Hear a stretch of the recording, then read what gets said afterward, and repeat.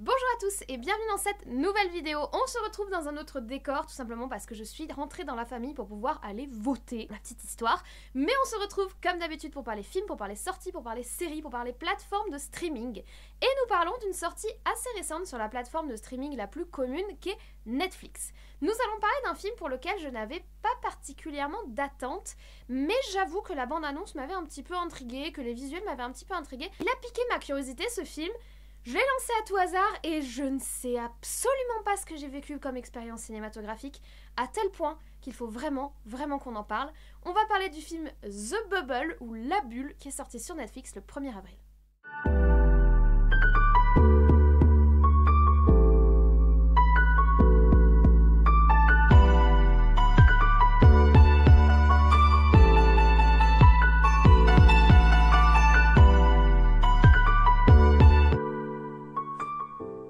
Alors, The Bubble ou La Bulle est un film de 2h06, donc il est assez long, qui est sorti le 1er avril 2022 sur la plateforme Netflix. Donc oui, il est sorti le 1er avril et c'est peut-être dès à présent un indice pour essayer de comprendre la portée ou l'objectif de ce film. En tous les cas, c'est un film de type comédie documentaire. Alors là, comédie, je vois ce que c'est, mais alors comédie documentaire, j'avoue être intriguée, puisqu'un documentaire c'est censé être un contenu qui documente des événements. Normalement c'est plutôt réaliste et ça documente des événements qui se sont passés en essayant d'être au plus proche de la réalité.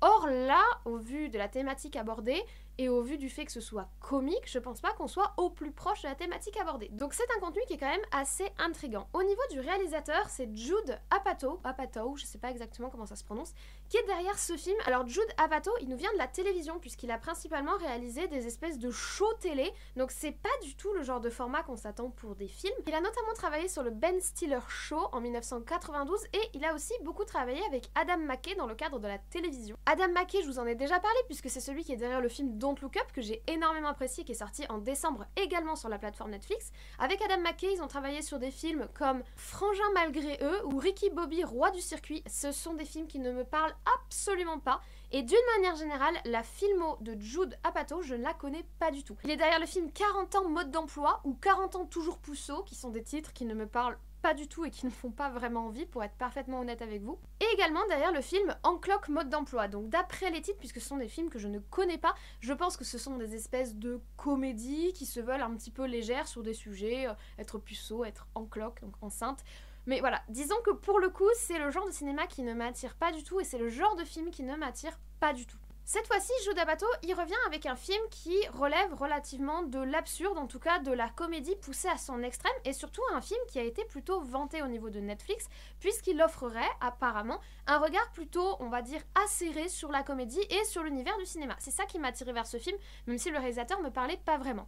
On a aussi, en plus de ça, et qui joue sur le fait que j'ai eu envie de le regarder, un casting qui est assez attrayant. En effet, on a Karen Gillan. Alors Karen Gillan, je l'aime beaucoup. En 2017, elle a joué dans Jumanji. Elle a joué dans le 1 et le 2, de toute façon. C'est une des héroïnes de Jumanji. J'ai bien aimé le premier, j'ai aimé l'humour de ce film assez léger. Puis la thématique de Jumanji, c'est une thématique qui fait partie de mon enfance. Elle joue également dans Les Gardiens de la Galaxie et dans pas mal de Marvel, puisqu'elle incarne le personnage de Nebula dans le MCU. Et moi, je la connais principalement pour deux films. En 2013, elle a joué dans un film d'horreur qui s'appelle The Mirror. Et surtout, en 2014, elle a joué dans la série Selfie, que j'avais adoré. Je l'avais trouvé hyper drôle, j'avais même pas compris pourquoi il n'y avait pas eu de suite. Enfin, apparemment la série avait pas eu un super accueil, mais moi la série Selfie, je l'avais trouvée hyper marrante et j'avais vraiment beaucoup apprécié ce visionnage et c'est là que je l'avais rencontrée et que je l'avais appréciée en tant qu'actrice. Donc je suis ravie de la revoir dans un film. Je la vois assez souvent et elle fait plutôt de la comédie, donc ça colle relativement à, on va dire, ce qu'elle fait habituellement. On a également un acteur que j'apprécie beaucoup qui est Pedro Pascal. Alors Pedro Pascal, pour moi, ce sera avant tout Oberyn dans la série Game of Thrones. Il était juste magistral en Oberyn, c'est l'un de mes personnages favoris de la série. Et en 2019, on l'a redécouvert en Mandalorian, puisqu'il est le héros de The Mandalorian. J'aime vraiment Pedro Pascal, mais au final de sa filmo, je connais principalement les séries qu'il a faites. Les films, je les connais pas particulièrement. En 2018, je sais qu'il a joué dans le film Prospect, qui est un film de science-fiction un petit peu horrifique,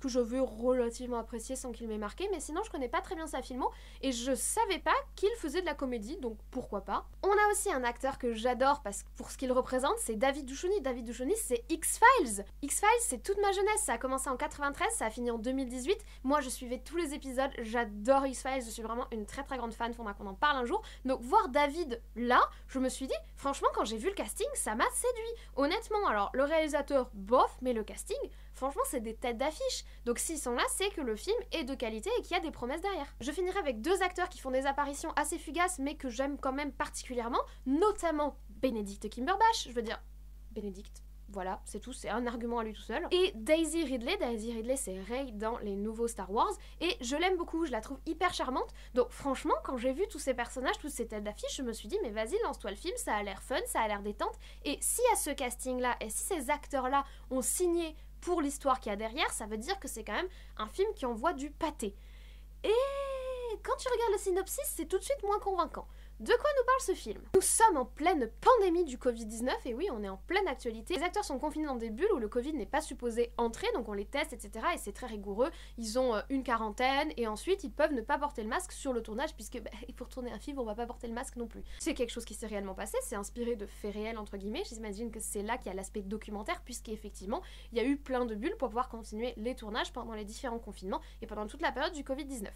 Et donc dans cette bulle, ils essayent de tourner un espèce de film de série B du style Sharknado qui s'appelle Créatures des montagnes 6, qui a l'air d'être un film franchement pas fifou avec beaucoup de CGI, etc. et des personnages un petit peu clichés autour des dinosaures, machin, enfin voilà. Il y a une dimension comique en fait, clairement il y a une dimension comique puisqu'on va se moquer de Hollywood qui essaye d'étaler sur des centaines de films des licences qui sont pas forcément des licences d'avenir, etc. Petite référence à Jurassic Park notamment. Je vais donner l'exemple de Sharknado, c'est le cas de plein de films. Et là, on va essayer de suivre ce tournage un peu chaotique entre la bulle, le fait que les acteurs ont l'air un petit peu délurés, et on va dire le film qui est pas fifou. La promesse pour les spectateurs n'est pas transcendante. Et d'ailleurs, dès le début du film, on a un fond noir avec des écritures qui m'a rappelé le film R. Je sais pas si vous connaissez ce film, mais on est sur le même style d'humour, hein. En tout cas, on présente le même style d'humour de base. Et vraiment, il y a un espèce de fond noir où on essaye de décrire la situation tragique, les gens étant désespérés, ils étaient prêts à regarder tout et n'importe quoi, même Créatures des montagnes 6. Donc voilà, on a vraiment cette dimension-là. Et sur le moment, quand j'ai commencé le film, autant le synopsis me vendait pas du rêve, mais quand j'ai vu ce fond noir et le côté un petit peu décalé qu'on souhaitait donner, je me suis dit, moi, le cynique et l'humour absurde dont on va parler un peu plus longuement, qui peut être intéressant. C'est difficile à faire, c'est subtil, mais c'est quelque chose qui peut être intéressant. Et en fait, quand le film a commencé, directement, ma première réflexion, ça a été, soit c'est du génie et je vais m'éclater pendant 2 heures, soit ça se casse la gueule et c'est très mauvais. Donc c'était quitte ou double. Je vais revenir un petit peu avec vous sur cette notion d'humour absurde, puis c'est quelque chose qui revient assez souvent au cinéma, et c'est un genre que j'apprécie mais que je trouve assez difficile à doser. Il y a plein de très bons films qui relèvent de l'humour absurde. Parmi ceux que j'apprécie, il va y avoir Swiss Army Man qui est sorti en 2016 avec Daniel Radcliffe, qui est complètement absurde et pourtant qui est un très bon film. Il y a également The Lobster en 2015 avec Colin Farrell, qui est pas forcément comique mais qui est complètement absurde et qui est très intéressant. En 2019, il y a le film Le Dain qu'on m'a énormément recommandé, que j'ai fini par voir et j'ai vraiment apprécié mon visionnage. C'est un film avec Jean Dujardin. Et Jean Dujardin est d'ailleurs un habitué de l'humour absurde, puisque les films OSS 117, alors c'est en débat, tout le monde n'est pas d'accord pour dire que c'est de l'absurde, mais en tout cas il y a une forte dose d'humour un petit peu illogique. Les films OSS 117 avec Jean Dujardin peuvent être classifiés dans l'humour absurde. Et c'est assez bien dosé, c'est assez subtil. Sauf pour le dernier, L'acte rouge en Afrique noire, qui était vraiment pas top, très honnêtement. Dans les plus connus, on va avoir évidemment les films des Monty Python, qui ont commencé dans les années 70, mais ça a duré jusqu'aux années 90. Les films des Monty Python, alors c'est très anglais également, mais c'est complètement, c'est l'humour absurde poussé à son paroxysme. On va également avoir des films français, donc en plus de OSS 117 ou de Le Dain, on va avoir le film Rock, dont je vous ai parlé, qui est sorti en 2004, ou encore le film La Loi de la jungle, qui est sorti en 2016. L'humour absurde, c'est un humour qui est assez difficile à définir, mais il se base sur un ou plusieurs syllogismes qui sont insérés en fait dans un contexte qui se tient. Très important dans l'humour absurde, c'est que l'histoire, le contexte, la façon dont c'est construit se tiennent et soient assez rigoureux pour que la crédulité du spectateur, même si ce qui se passe est profondément illogique, cet illogisme crée de l'humour, crée quelque chose de drôle, parce qu'autour, l'univers se tient et est cohérent. Oula, la luminosité devient bizarre. En fait, c'est ce décalage entre la logique habituelle du monde classique et la cohérence de l'univers qui va créer la dimension humoristique. C'est extrêmement difficile à à doser et il faut le maintenir durant tout le film et il faut surtout ne pas entrer en rupture avec les règles cohérentes de l'univers qu'on présente au spectateur en fait. Il faut également faire attention puisqu'il y a des limites assez floues avec d'autres formes d'humour. On va avoir les formes d'humour avec un humour plus burlesque où là on va utiliser des codes familiers voire grossiers dans un univers un peu plus rigide. C'est quelque chose qu'on retrouve souvent dans le cinéma de Louis de Funès avec La Folie des Grandeurs par exemple. On va aussi avoir les codes de l'humour noir, donc là c'est pas forcément de l'illogisme mais c'est avoir un humour très sombre, plutôt décalé, plutôt dur et plutôt froid. C'est quelque chose qu'on va plutôt retrouver dans le film Don't Look Up par exemple qui pour moi ne relève pas de l'absurde puisqu'il n'y a rien d'absurde à part peut-être la fin, la conclusion du film, mais sinon c'est surtout du cynisme et de l'humour noir.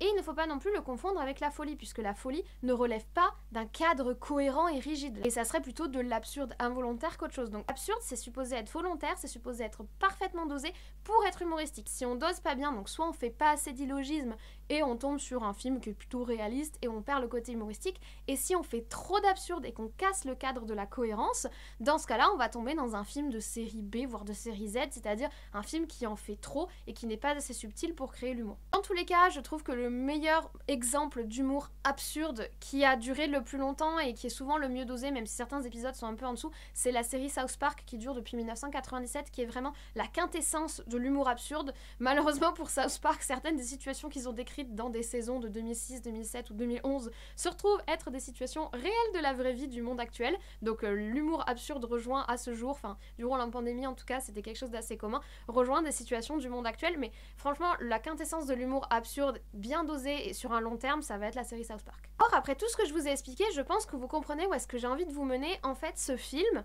The Bubble ou La Bulle, a pas su correctement doser son humour absurde et en plus, ça a pas su le nourrir d'une photographie, d'une BO et d'une recherche au niveau de la construction du film. C'est-à-dire que la photographie et la BO, on va pas se retourner énormément dessus, tout simplement parce que c'est très plat, ça n'apporte rien, ça n'a pas forcément de personnalité propre.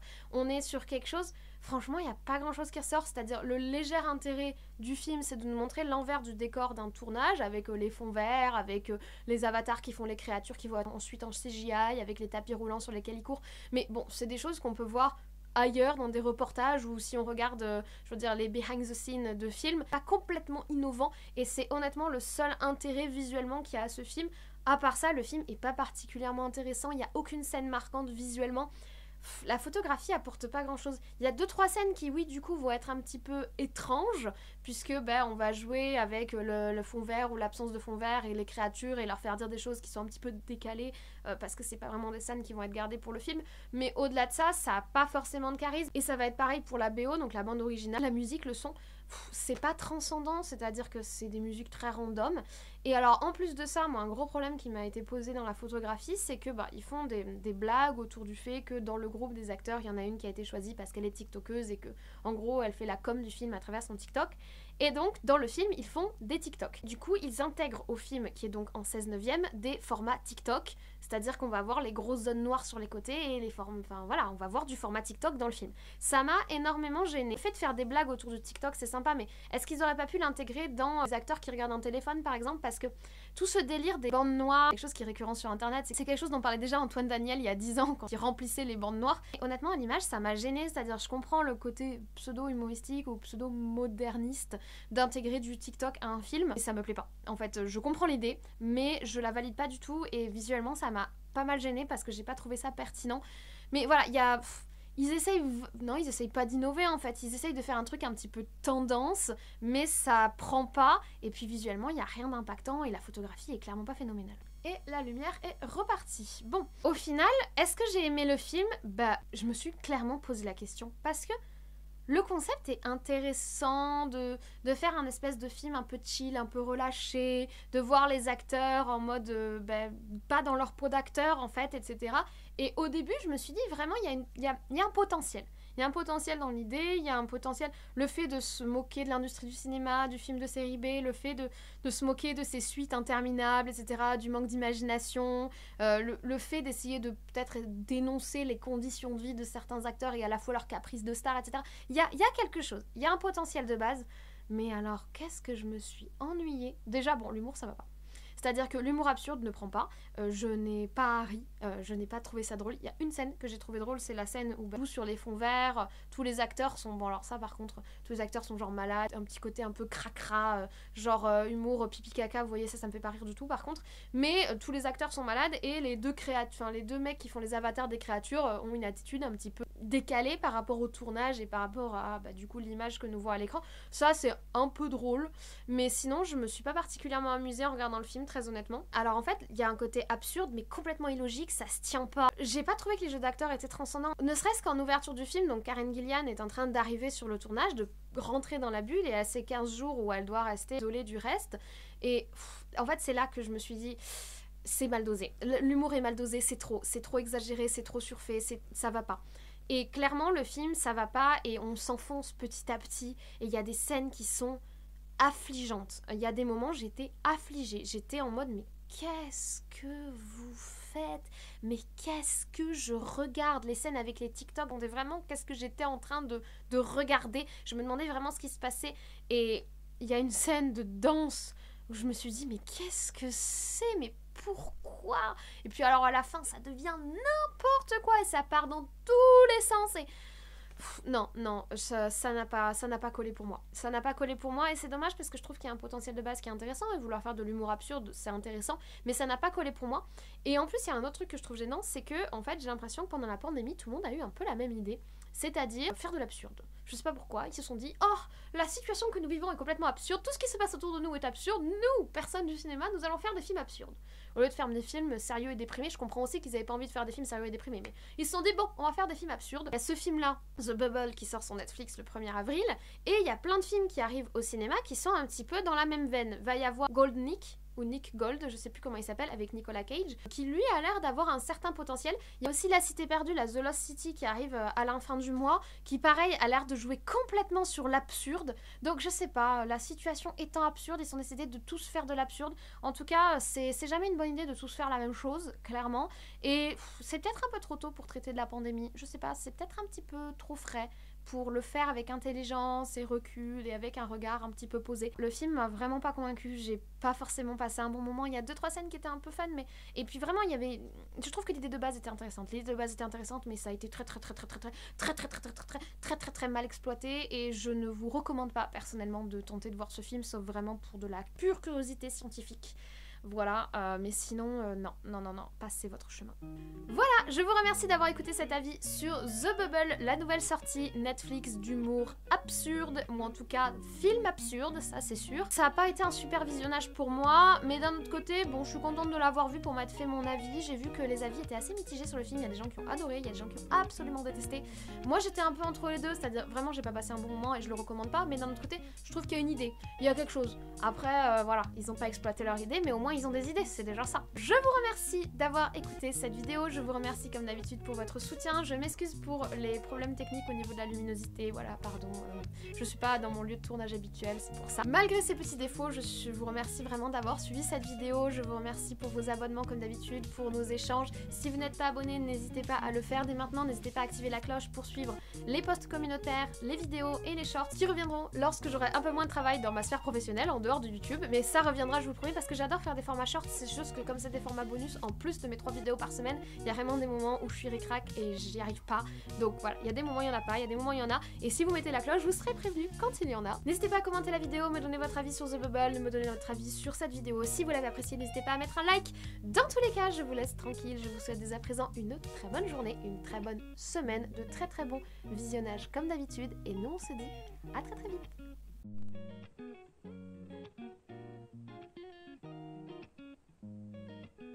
Dans mon cas en tout cas,